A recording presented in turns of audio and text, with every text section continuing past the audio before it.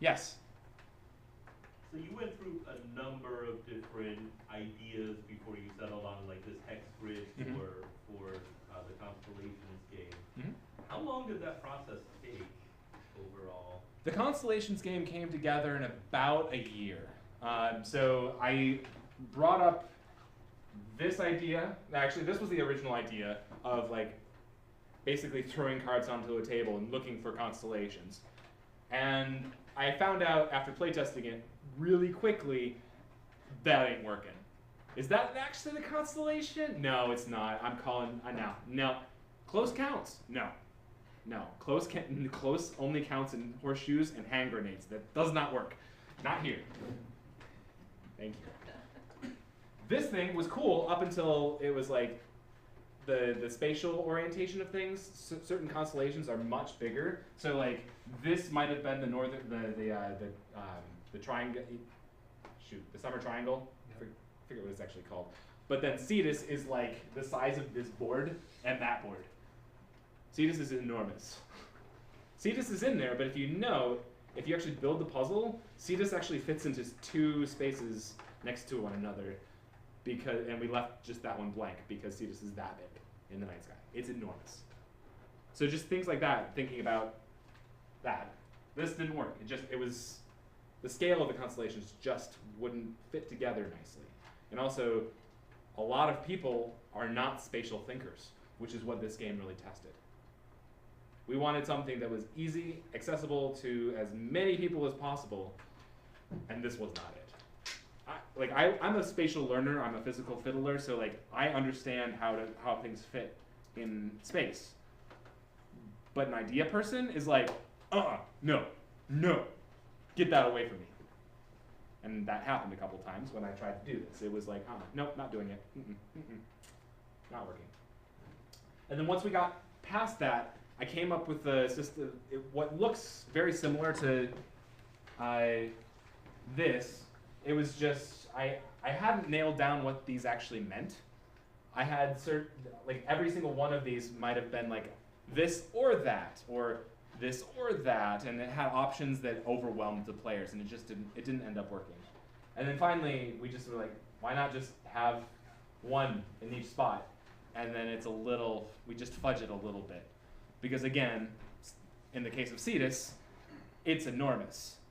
We actually included promo constellations in the Kickstarter that are so small, we actually had to put 2 on 1.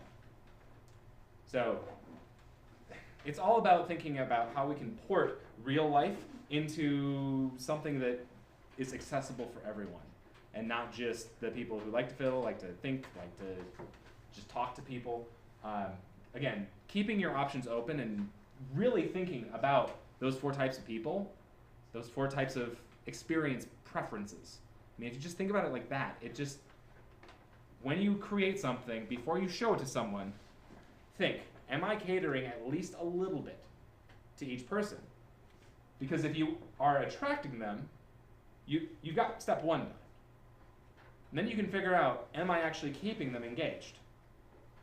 And if they're engaged for a certain amount of time, they're likely to flip and actually be able to understand at a deeper level.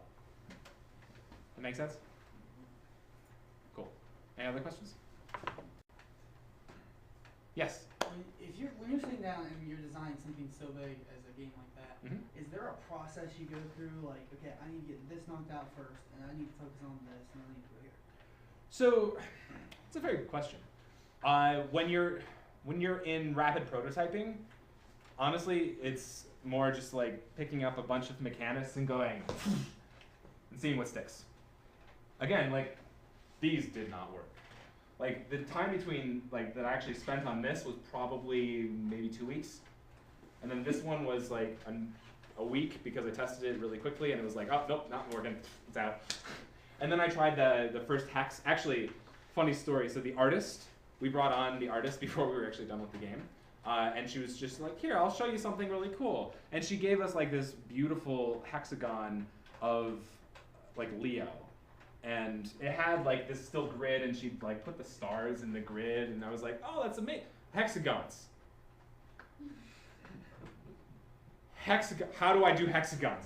It's gonna make a map and it can fit everything together. It's gonna work really well. How is this working? And that was just the single piece where it was like, I know that will work. I don't know how.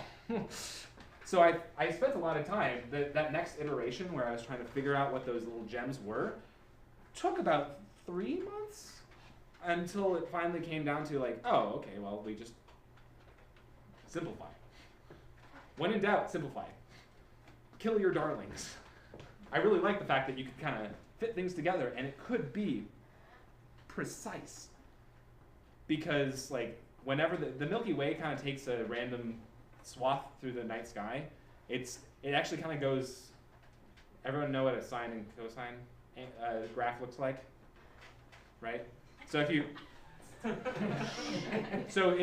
if the sine is the zodiac, the cosine is the Milky Way. So it kind of cuts through both ways. So that when I said each gem could be either or, sometimes it was a Milky Way constellation and a zodiac. So it could be either or. But it was, I had to make a decision to just cut that out because it was overcomplicating the game. Good. Any other, did that answer your question? Yeah. Oh, awesome. So it's a lot of trial and error. It is all trial and error. Like the amount of times, again, I'm sure there were a lot of smaller things in between that I tried and just threw out almost immediately because it was like, maybe this, no. Maybe this, no.